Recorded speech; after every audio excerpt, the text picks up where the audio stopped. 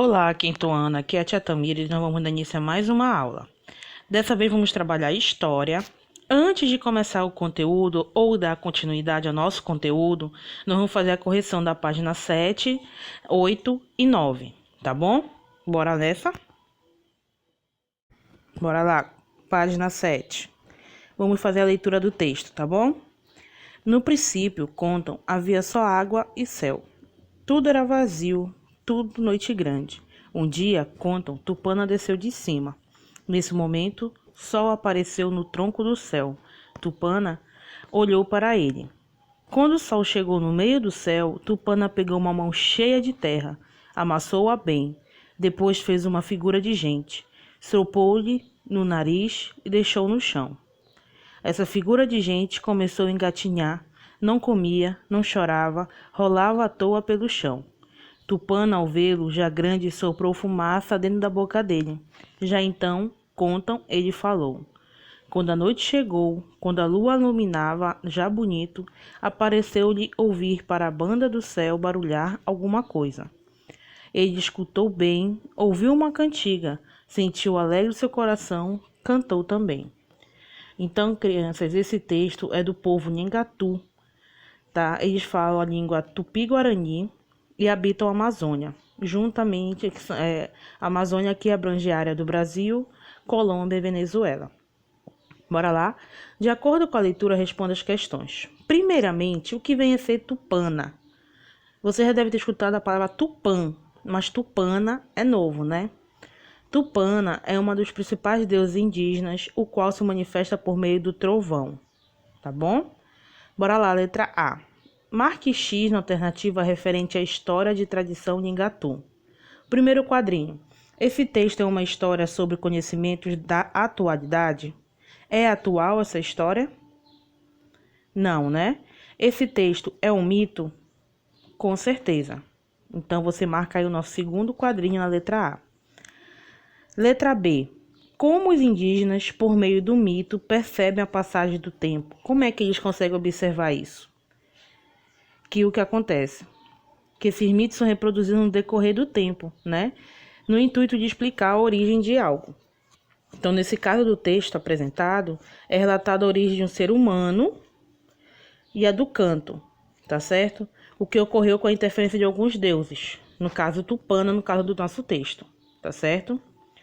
Letra C, lá na página 8. Das tribos indígenas, quem geralmente narra esse tipo de história? Tribos indígenas, quem é que narra? O xamã ou o pajé, né? Que são os dois mais velhos da tribo. Letra D. Qual é a importância do compartilhamento desse tipo de história para os povos indígenas? O que acontece quando a gente compartilha esse tipo de história? É por meio dela que a oralidade é importante. Lembra que a gente está falando sobre oralidade? E preserva o quê? O costume, a cultura, justamente desses povos. Por isso que é importante o quê? Compartilhar as histórias, tá certo? Na página 9 de vocês, nós vamos trabalhar com o tipo de imagens, né? Dois tipos de imagem, um em pedra e outro na esteira de palha. Ela representa como as pessoas costumavam gravar imagens naquela época, antigamente. Hoje usamos as fotos, certo? Antigamente eles usavam ou a esteira, tapeçarias, né? Ou nas pedras, tá certo? Aí vem a letra A. Marque a letra P na imagem que mostra uma figura em uma pedra, né? Parede de pedra. E letra B. Marque a letra E na imagem que mostra a peça feita com palha. Logo, você consegue ver pela legenda das imagens que o P seria no primeiro quadrinho e o E seria no segundo quadrinho, tá bom? E também, através da própria imagem, você consegue observar onde é pedra e onde tem uma esteira, tá certo?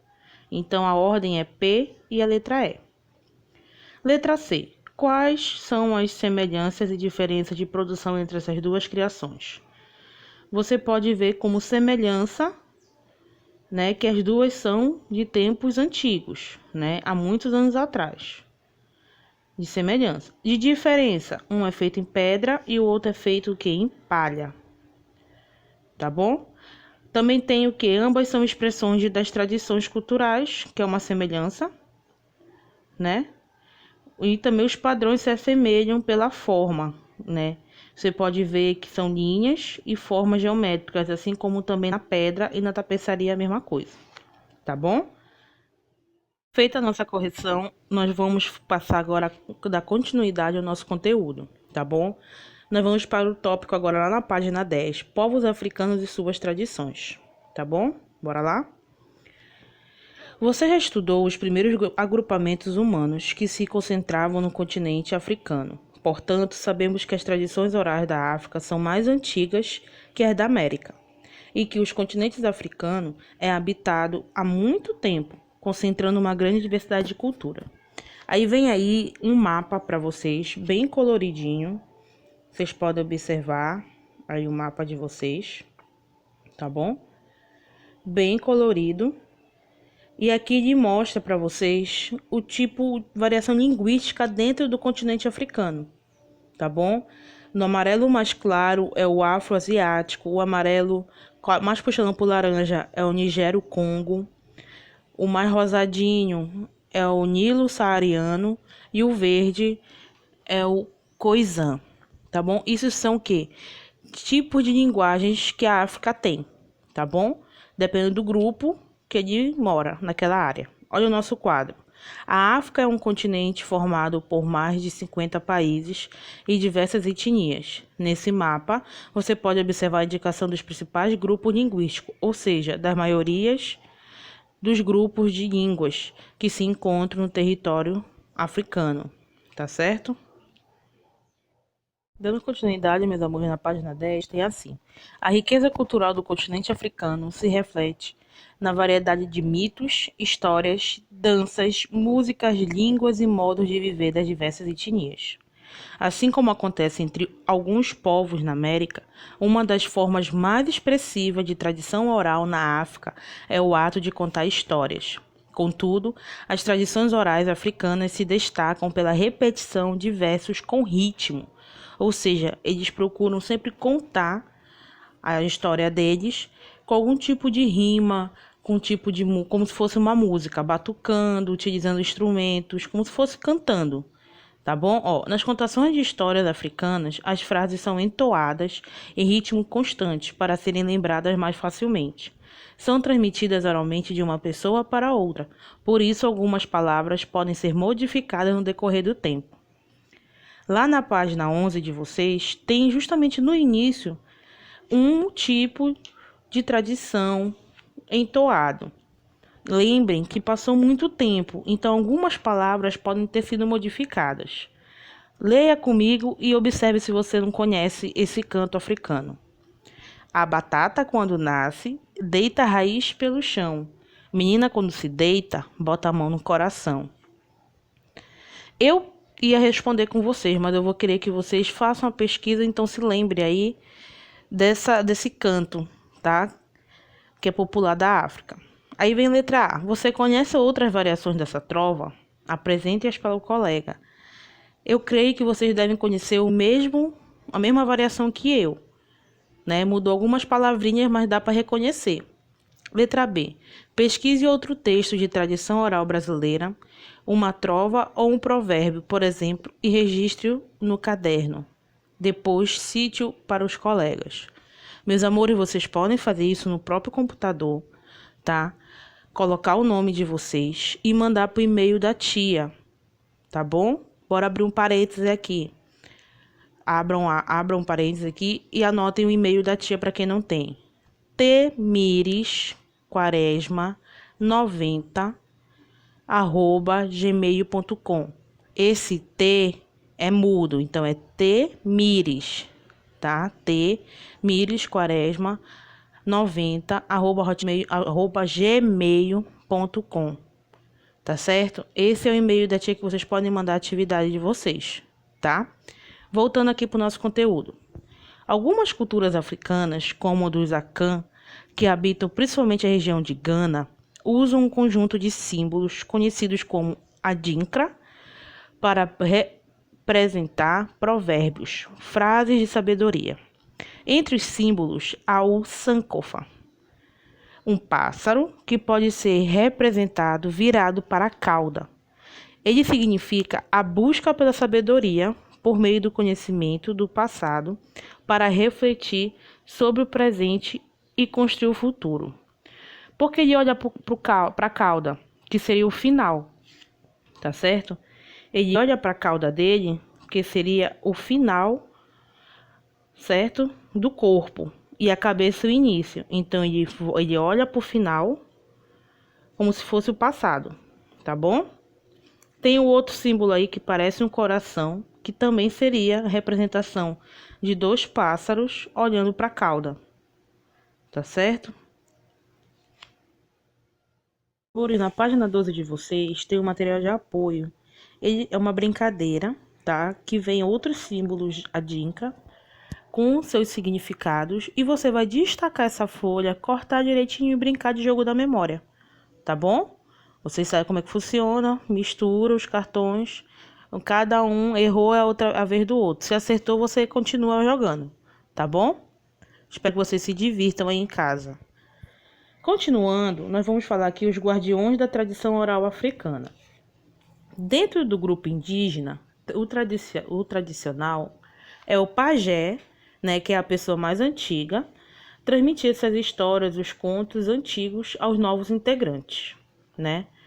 Dentro da etnia africana, quem faz isso são umas pessoas chamadas griots. Eles são conhecidos como griots, tá? Eles que memorizam e repetem as histórias no intuito de que as novas gerações aprendam, justamente por meio do quê? Da oralidade.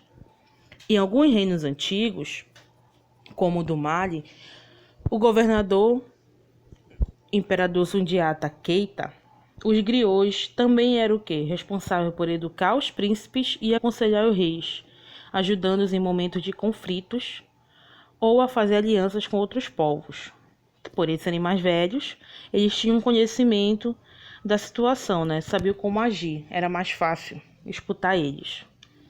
Aí você vê duas imagens aí embaixo. Um é a Mansa Musa, descendente do primeiro imperador do Mali, Sundiata, foi representado sentado em um trono de coroa e cetro, segurando uma moeda de ouro. A ilustração foi criada por um cartógrafo espanhol há mais de 600 anos. E na figura do lado, nós temos o quê? Uma imagem exposta na Biblioteca Nacional da França, em Paris. Foram registrados 2 griots da etnia mandinga tocando os instrumentos musicais djembé e balafon, tá certo? Falando em tocar, nós temos aqui, ó, que os griots, além de eles serem como se fossem os pajés, né, da etnia africana, eles também tinham papel de educadores, de poetas, cantores e músicos, guardiões do ensinamento de seus povos e responsáveis por manter vivos os registros do passado. Enquanto contam histórias, tocam instrumentos musicais, né, como você viu lá na imagem da página 12, 2 griots tocando. Aí aqui no livro de vocês tem alguns instrumentos. Um é a cora, instrumento de corda originário da Gâmbia, país da África. Parece um banjo, né, brasileiro. O balafon, que está lá na imagem, tipo de xilofone, comum em países como o Congo e utilizado em diferentes cerimônias e rituais. E o chamado djembé, tipo de tambor originário da Guiné, que também está na nossa imagem da página 12, tá? Os sons desses instrumentos ajudam a manter o ritmo da recitação das histórias e poemas e também facilitam a memorização desses textos. Agora olha só essa imagem aí de baixo, tá bom? Nesse caso aí, já não são questões etnias africanas. Nesse caso da imagem aqui embaixo, já é na Índia, tá? Você pode observar aqui nessa imagem da Índia, que nós temos bem aqui no meio deles uma pessoa sentada no mais alto e eles estão todos olhando para ela, tá certo? Então o que acontece? Na Índia, esses contadores de histórias são chamados de Vyasa. Então justamente nessa foto vocês veem um Vyasa sentado numa área mais elevada, porque ele está lendo para o grupo. E esse grupo ouve e presta atenção no Vyasa, tá bom? Então, recapitulando. Nas tribos indígenas brasileiras, quem é que conta a história? São os pajés, né? Na etnia africana, são os griots. E na etnia da Índia, né, no caso dos indianos, é quem? O Vyasa, tá bom? E assim terminamos, meus amores, mais uma aula de história, tá certo? Eu quero que vocês façam a página 14 a 15, que a nossa próxima aula vai iniciar justamente com a correção dessas duas páginas, tá bom? E aguardo vocês na nossa próxima aula. Beijinhos, até mais.